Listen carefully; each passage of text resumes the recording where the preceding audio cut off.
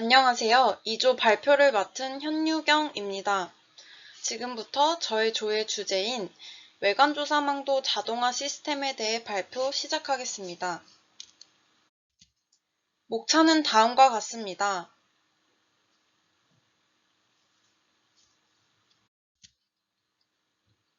주제를 선정하게 된 이유에 대해 말씀드리겠습니다.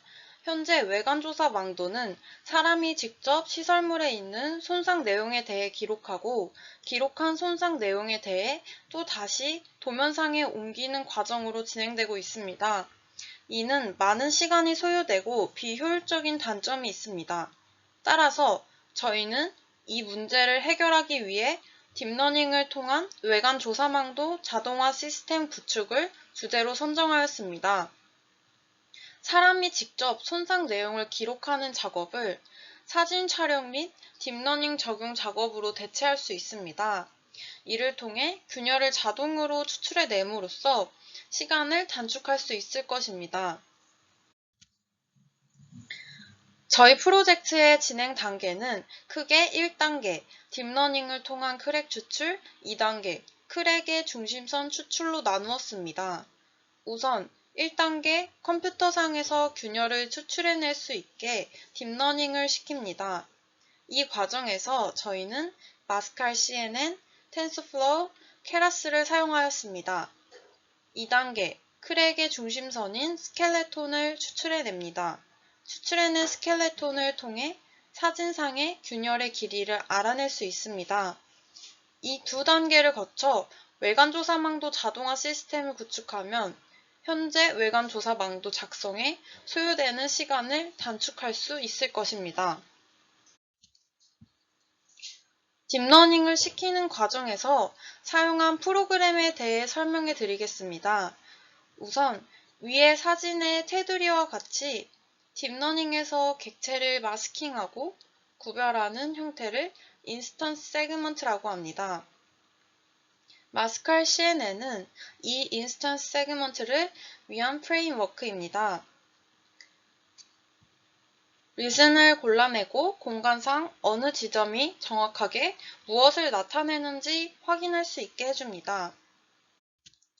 두 번째, 케라스란 파이썬으로 작성된 오픈소스 신경망 라이브러리입니다. 이는 딥 신경망과의 빠른 실험을 가능하게 하도록 설계되었습니다. 세 번째, 텐서플로우란 수치 계산과 대규모 머신러닝을 위한 오픈소스 라이브러리입니다. 크랙 추출에 앞서 다음과 같이 일상생활의 사물을 추출해보는 딥러닝 실습 예제를 진행해 보았습니다. 실습 과정은 다음과 같습니다. 우선 아나콘다를 설치하고 파이썬을 기본으로 마스칼 CNN이라는 가상 환경을 설치하였습니다. 그 후 앞서 설명한 텐서플로우와 케라스 등의 프로그램을 설치하였습니다. 이 과정에서 파이썬 3.6 버전, 케라스 2.3 버전으로 변경하여 진행하였습니다. gclon이라는 명령어를 통해 GitHub를 끌어오고 주피터 노트북을 실행시켰습니다. 저희가 설정한 폴더 이름에 맞게 폴더 관련 코드를 변경한 후 이를 주피터 노트북에서 실행시켰습니다. 실행 결과 폴더 속의 사진이 무작위로 선정되어 사진 속 물체들이 라벨링 되었습니다. 위 사진과 같이 폴더 속에 무작위로 선정된 사진이고 사진 속에서 차, 신호등 등의 물체들이 라벨링되어 나온 것을 볼 수 있습니다. 그 다음 저희가 직접 찍은 사진으로도 실행시켜 보았습니다. 사진을 직접 찍은 후 코드 관련해서 무작위 선정 대신에 특정 사진이 나올 수 있도록 코드를 변경하였습니다. 그 후 결과를 도출해 보았을 때 그림과 같이 person, 랩탑, 키보드 등 사물들이 라벨링된 것을 확인할 수 있었습니다. 지금까지의 과정에서는 사물을 인식하는 데 있어서 이미 훈련되어 있는 데이터를 사용하였습니다. 콘크리트 균열 판별을 위해서는 가중치 파일이 필요합니다. 따라서 그에 앞서 보다 쉬운 풍선 추출 예제를 통해 가중치 파일을 생성하는 작업을 진행하였습니다. 가중치 파일을 생성하기 위해 balloon.py 파일을 사용하여 데이터셋 파일에 있는 풍선 사진들에 대해 훈련하였습니다. 따라서 가중치 파일은 데이터셋 풍선 사진들 훈련 파일이라고 보시면 됩니다. 위에 빨간색 줄에 쳐져 있는 것 같은 코드를 입력하여 가중치 파일을 생성하였습니다. 앞의 명령어를 실행시킨 결과 30장의 풍선 사진을 각각 100단계에 걸쳐 학습된 것을 확인할 수 있습니다. 훈련시킨 결과 가중치 파일이 빨간 네모 안에 있는 파일로 생성된 것을 볼 수 있습니다. 앞서 생성한 가중치 파일을 사용한 결과 다음과 같이 사진 속에서 풍선을 찾아내는 것을 확인할 수 있습니다. 그 다음 본격적으로 앞의 예제들을 응용하여 크랙 추출하는 과정을 진행해 보았습니다. 크랙 추출 과정에서 사용한 데이터베이스의 양이 많아 저희는 노트북에서 진행하는 것 대신 모바일 엑스텀에 접속하여 연구실 가상 환경을 통해 딥러닝을 진행하였습니다. 풍선 판별 예제에서 가중치 파일을 생성하였던 것처럼 크랙 추출 과정에서도 동일하게 진행하였습니다. 데이터셋을 사용하여 트레이닝 시키기 위한 코드를 위한 사진과 같이 입력하였습니다. 가중치 파일 생성을 위해 evaluate.py 파일을 사용하여 데이터셋 파일에 있는 균열 사진들에 대해 훈련하였습니다. 그 결과 판단하고자 하는 사진에서 이와 같이 크랙이 추출됨을 확인할 수 있었습니다. 왼쪽 사진을 보면 크랙 2개가 오른쪽에 빨간색과 파란색으로 추출되어 나오는 것을 확인할 수 있습니다.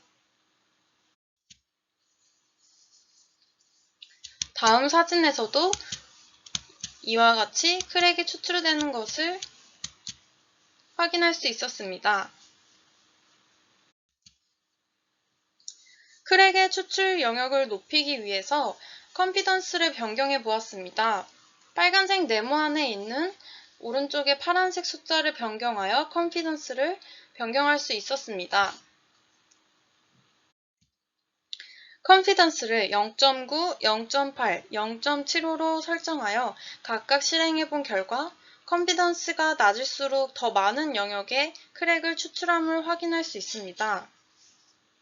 하지만 컨피던스가 낮으면 크랙이 아닌 부분도 추출하여 정확도가 떨어졌습니다. 따라서 저희는 이를 실외관조사 왕도 추출 시 적용할 때 그 추출하고자 하는 콘크리트 상태에 따라 적절한 컨피던스 값을 결정해야 합니다. 그 다음 단계인 스켈레톤 추출에 대해 설명해 드리겠습니다. 외관 조사망도 작성 시 길이 측정은 꼭 필요한 단계입니다. 따라서 추출한 크랙의 길이를 손쉽게 알아낼 수 있도록 스켈레톤 추출을 진행하였습니다. 먼저 다음의 기타분의 코드를 활용하기 위해 그 gclone 명령어를 사용하여 끌고 왔습니다. 그 후 주피터 노트북을 실행시켜 상황에 맞게 코드를 변경시켰습니다. 위 사진의 빨간 줄이 코드를 입력한 것입니다. 스켈레톤 도출을 위해 다음의 코드를 변경시켜 크랙 추출 사진을 좌표상으로 옮겼습니다. 사진상 빨간색 줄이 코드를 변경시킨 부분이고 그 결과 크랙 사진이 좌표상 위로 올라오는 것을 볼 수 있습니다. 또 진행 과정에서 필요한 다음과 같은 크랙 500 파일을 준비하여 적용하였습니다. 크랙 500은 크랙 사진과 크랙을 도출한 결과 사진, 사진 파일 이름을 적은 텍스트 파일로 이루어져 있습니다. 또 밑에 빨간 줄과 같이 코드를 입력하여 이를 코드에 적용시켰습니다. 위에 크랙 500 사진들을 벡터화시키고 좌표를 통해 균열의 스켈레톤을 도출해냅니다. 왼쪽의 균열 추출 사진에서 오른쪽과 같이 스켈레톤이 도출되는 것을 볼 수 있습니다.